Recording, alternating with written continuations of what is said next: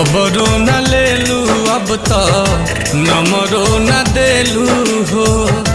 जहिया से शादी कैलू हालू न पूछेलू हो।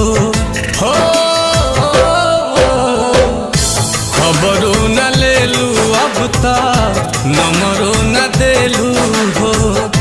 जहिया से शादी कैलू हालू न पूछेलू हो। सही सतैबू काहे जान चन चन कहत रही सचहू में चान भइलू मुँहले पयबू काहे जान